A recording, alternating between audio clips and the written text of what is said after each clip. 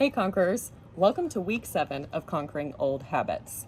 I'm really excited about this week's content. We're going to be diving into the concept of resilience. Resilience is a huge component of our ability to move forward and make healthy changes in our life that are long-lasting, sustaining, and well-balanced. Our current definition of resilience in our society is very individualistic. It relies on the individual experiencing the event to pull themselves up by the bootstraps, if you will, move forward, and basically return to homeostasis, or how things were before the event. Unfortunately, that is not how humans truly are. That's not how we adapt, and that's not how we process traumatic events or experiences. People expect through resilience that an individual can show grit, perseverance, and move through grief very quickly. We're going to use a visual example here of explaining how resilience takes time. It does not work the way that our current society expects and demands from us. We're going to use COVID as an example. Everybody can relate and understand the experience that was the COVID pandemic. This clean glass of water represents all of us in 2019.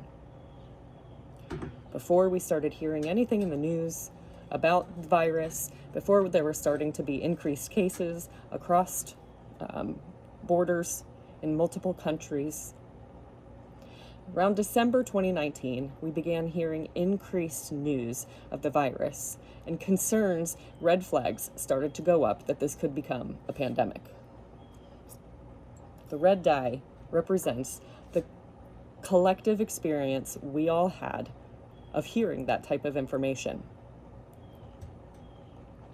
In March of 2020, things had gotten so bad, the worst that we feared had happened, and we were in a full-blown pandemic. The world literally had to close down.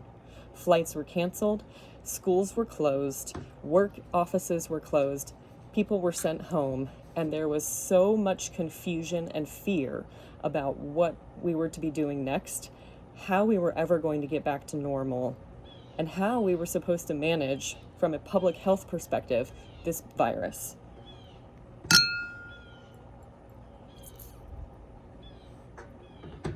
As you can see, we are forever changed from this experience. We simply cannot just go back. Add in the summer of 2020, the Black Lives Matter protests, the election at the end of the year. So much happened in 2020 that was so overwhelming for a large part of our society. And yet, all of the language in the news, in social media, indicated that we would get through this, that we would find our new normal and things would return to the way that they had been before. We would push through and be resilient. But again, that resilience isn't us as a collective.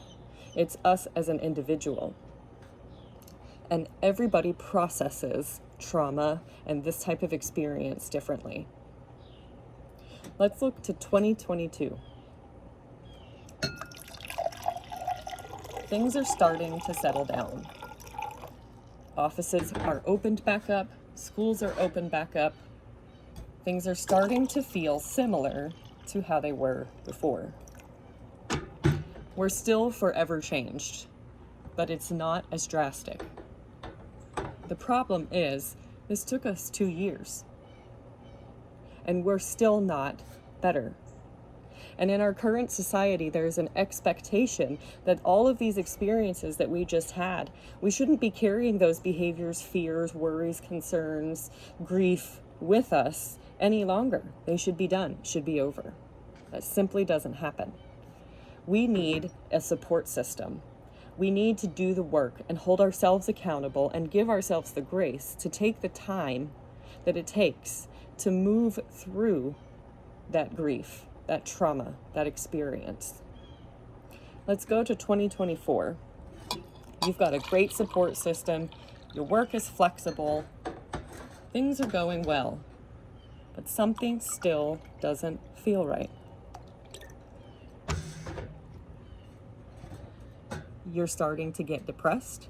You're not as interested in the things that you used to be interested in. You find that on the weekends you tend to stay at home and not go out and associate with friends and family. You watch TV, your house isn't as clean as it used to be, and you have a lot of guilt about all of the things that you should have, could have, would have done. People are starting to question why you're so depressed, why you're down, what's going on. When you tell them things just haven't ever been the same since 2020 and you can't really put your finger on it, they say, I know we all went through that, but you've got to suck it up and move on. We can get through this.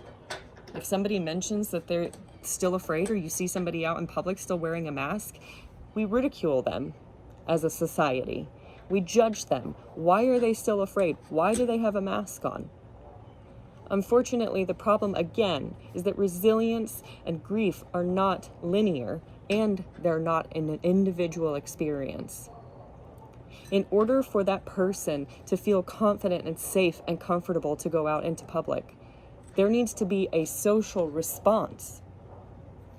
We need to have connections that validate our experiences, our fears, and our worries. We need to do the work. And when that happens, slowly, over time, as we're poured into, things can improve. This works very similarly for generational trauma. Oftentimes, what our parents experienced, they didn't have the tools, the resources, the resilience as defined by our current culture to move through things the way that they should have in time to raise us.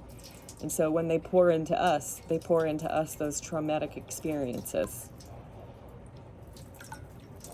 It's our job as a society to work together to get back to feeling more like ourselves. If you'll notice, there's still a tint of red. We're never going to be the same. We had the experience of COVID. It will be a part of us, but we have learned to work through it.